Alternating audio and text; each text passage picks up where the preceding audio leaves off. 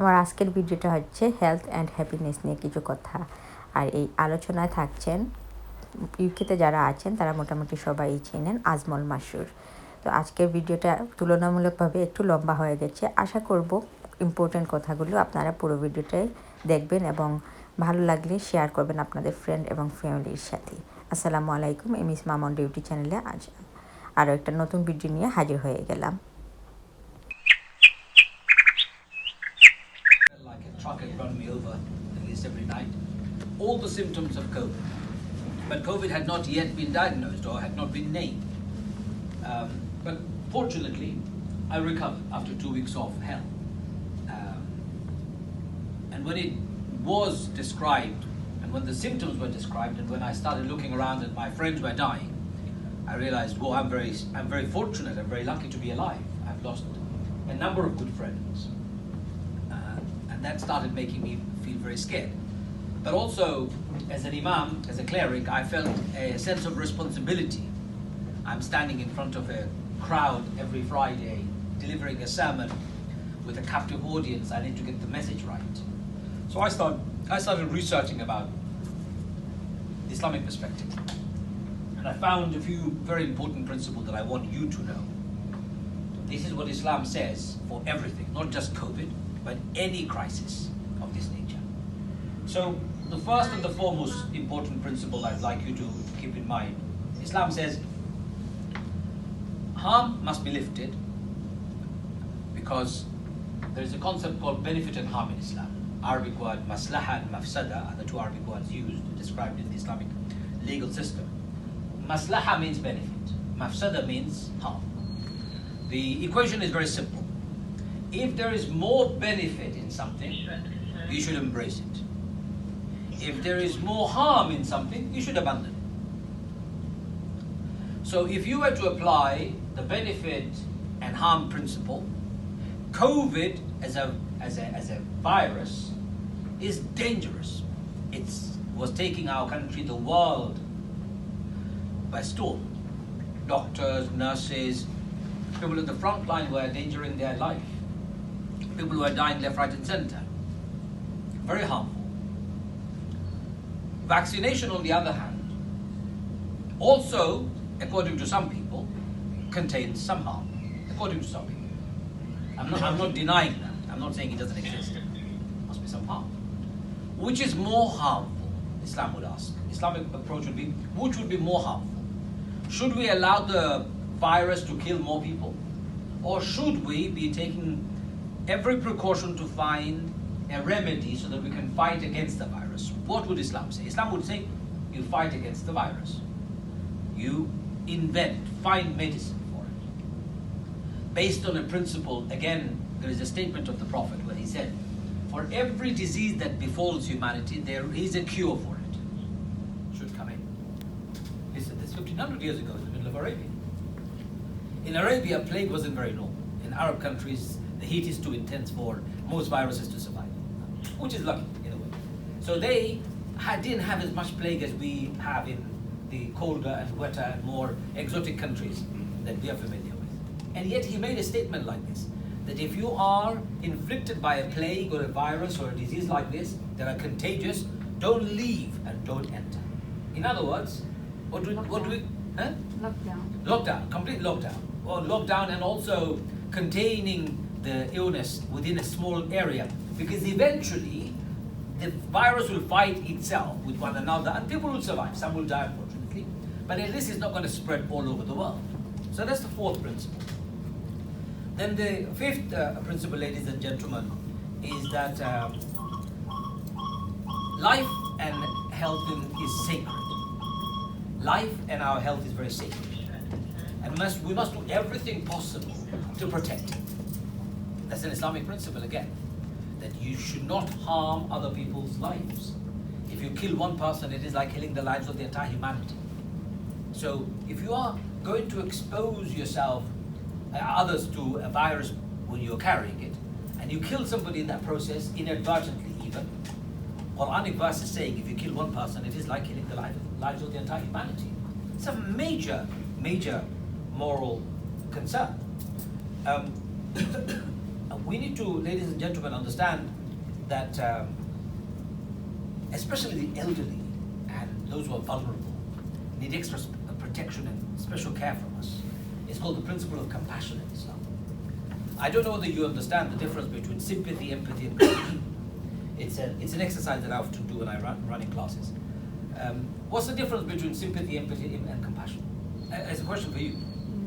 What's sympathy? When you feel sorry for someone. Thank you. When you feel sorry. What is empathy? Somebody else. What is empathy? Put yourself in the place of the other person. So when you put yourself in their place, so basically what you're saying is you're not only feeling sorry for them, but you're also feeling their pain. That's empathy for you, It's right? If I don't gratitude, like this, isn't he's not going to do, or she's not going to like that. Yeah, so wearing their shoes, as we say in English, or understanding their pain. What's compassion? Feel bad for the other person. A bit more than that. More than mercy. Be in the Trying place to be of the helpful? other person. Yes, a bit more than mercy. Because so imagine you see me on the floor, on the street. You're walking by, you feel sympathy. Ah, poor soul, he's on the floor. You have seen me fall on the floor, and you know the pain. Oh my God, that must have hurt. I heard him bang his head on the floor. I know the pain. That's called empathy.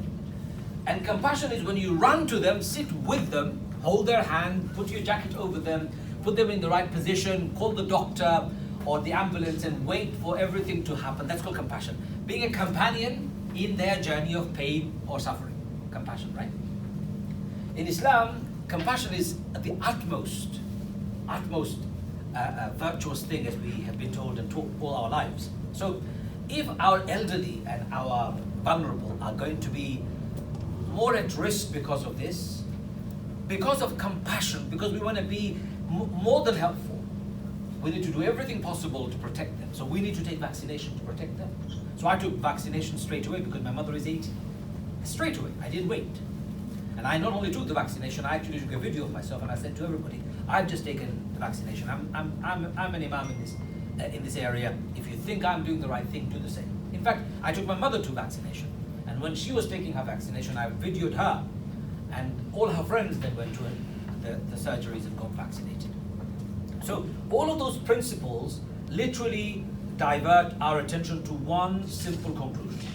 That if there is a contagious disease like what we saw, or any other in the future, we need to take action. What action should we take? We need to take protection in every way possible. And if vaccination is the only protection we have available, that's the only protection we have available. There is no point talking about everything else that doesn't exist. I can pontificate, no problem. I can research. Suicide is so much of a big sin. In fact, in Islam, suicide is not allowed. So I said to everybody that if you are confronted with this moral dilemma, should I or should I not take vaccination? As a Muslim, I'm afraid there is no dilemma here. There is no alternative. By all principles of Islam, you find one conclusion. Protect yourself and protect others. Take the vaccination. Now a lot of people have said, okay, the vaccination contains ingredients that are blah blah blah. I'm going to cover some of those. There is a document that we in the British Board of Imams and Scholars and Imams, we produced together and published it in the public domain. It's on the website. I thought I'd just bring it up for you to see the kind of questions what we get. Can I use medication with harmful ingredients? The brief answer is yes. If there is no quantitative, equivalently effective alternative. Haram is a legal category, which would mean that it would be sinful to engage in it and religiously obligatory to avoid it. The point of medication is to remove illness and to have been encouraged by the Prophet himself. No illness has Allah sent down except that there is also sent a cure with it. Because of this, a medication might be considered haram only for specific reasons. It causes harm without benefit, or harm significantly greater than intended benefit, or that it is impermissible. In this case, the scholars consider a risk-benefit analysis allowed to drive you even if you've taken one drop of alcohol, because it alters your thinking capacity, your reaction time, etc. So anything that intoxicates, according to Islam, is haram. Whether this is wine, beer, even cut for the Somalis, if there are any Somalis here, even betel nut for the Bengalis who are here. Also, recently I've searched and found out nutmeg. Yeah, some of them. So you have to understand that there are certain natural ingredients that you can take that can make you intoxicated. Very true. Now, in medicine, what is contained is alcohol isn't that will intoxicate. The medicinal alcohol cannot intoxicate you, it will kill you. If you take medicinal alcohol on its own, you'll die. It'll poison you. But when they provide intoxicating alcohol, they have provided intoxicating alcohol at a level that is consumable. Because if it's not consumable, you'll be poisoned to death. According to Islam, yes, you can take haram as a medicine. For example, if I am on the verge of dying and the only thing available for me to eat is pork meat, pig meat, or alcohol to drink to survive. In the Quran, we find the verse very clearly saying, and to save your life, you're allowed to eat that product, even though it's haram, until you find alternative, which is halal. So people don't drink medicine because they want to get intoxicated. They would be stupid to do that. Does anyone drink medicine because they want to get a buzz? They don't, unless somebody has got addicted to something like morphine, etc. That's a different discussion. So in medicine, even if it contains haram ingredients, it is halal, it is allowed for you, because medicine is not for joy.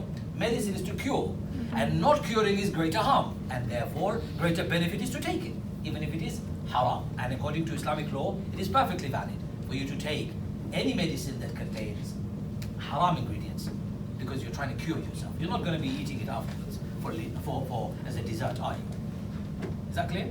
Does that clear your question as well? Not sure? Yeah, no, it does. Yeah. Anyone else wants to ask this question? Because it is a question that Muslims ask often. Yes. Because Muslims don't understand the difference between ethanol, which is the chemical that is used for many chemical purposes, as different to the drink that we have, the intoxicant, the khamr that Allah refers to in the Quran. Even in perfume. A lot of Muslims think perfume contains alcohol. It's not allowed. Nonsense. Who told you that? Perfume contains alcohol as a carrier. As soon as you spray it, alcohol evaporates. What's left on your skin is the residue of the perfume. It's no longer alcohol, and therefore it is perfectly fine. You can pray with it because it is not alcohol. If you extend the same argument further, according to Islam, if something begins haram, would it always remain haram at the end? And if something begins halal, would it always remain halal at the end? Let me give you an example. Vinegar. When you make vinegar, when you ferment rice, or when you ferment fruit, the first thing you make isn't vinegar. At some stage you make chemical alcohol. Much later in the process, you make vinegar. So, beginning is halal, fresh rice, right? At the end, alcohol is haram, rice is fresh, beer is haram. Something that began halal, ended haram. You brew, that brew is haram, but at the end you got vinegar, is halal. You have to be a bit more sophisticated in understanding Islamic law before you start giving fatwa. Don't give fatwa, ask somebody who knows.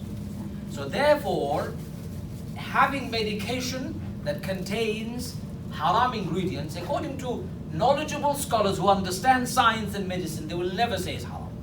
Those who don't understand, they will say all sorts of language because they don't understand science. Yes, my sister.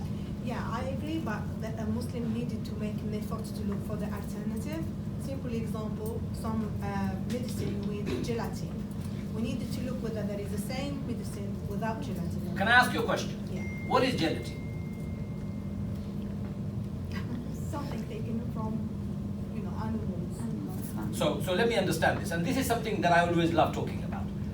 Some people think there is an element taken from an animal that is immediately used as an ingredient for food or medicine, and therefore it becomes haram because it's an animal product.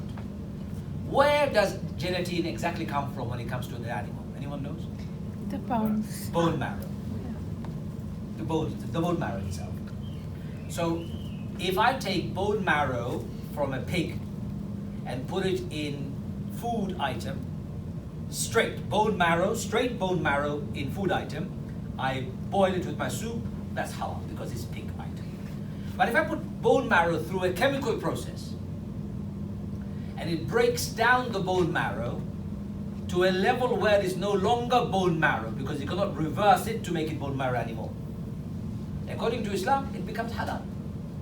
So unsophisticated understanding of science, including what gelatin is and where it comes from, makes Muslim become very protective. All gelatin is halal. What? Try and understand it. I'll give you an example. When I was growing up, there were Muslims carrying a card with all the E numbers, E71, E471, E571. Brother, all these E numbers are halal. Now, can somebody please tell me what is an E number? What is an E number in food ingredients? Is it an additive? Additive. And is additive made naturally or is additive made chemically? Chemically. So it is not haram, it's made chemically. So it says additive, E471, reflecting the flavor of maybe say pork, for example. It is not real pork. It is synthetically made in lab to taste like pork, to taste like chicken. Why should it be halal? So I don't want to get into this discussion in more than is needed. COVID is a specific example. In COVID, medication, some people say it contains alcohol, some people say it contains fetal elements, some people say it contains pork product, some people say pork protein, some people say it contains this, that, and the other. The principle is still the same. It's the same principles that govern Islamic rules and Islamic lifestyle. Anyway, ladies and gentlemen, it is 12:25, and I'm quite happy to pause here for you to maybe have something to eat and drink and then have your head massage. What time is the head massage now? Yeah, it will be starting in the community learning center. So And people also have some opportunities to eat, I'm told. yes, so we've got some biryani Oh, and samosas biryani, cool. that will be served after Mikhaila's taste our reading group. So Mikhaila's going to do a like 5-10 minutes shared reading group. So I'm just going to look for Mikhaila if I can find her. আশা করি আজকের এই আলোচনাটা আপনাদের কাছে ভালো লেগেছে। একটা উপকারী একটা টপিকস নিয়ে কথা বলছিলেন আজমল মাসরুর। তো আমি কেটে কেটে তোলার কারণে অনেকটা হয়তো সব কিছু তুলতে পারিনি, যতটুকু তুলতে পেরেছি। আশা করি আপনাদের কাছে ভালো লেগেছে। আজকের মতো বিদায়, আল্লাহ হাফিজ।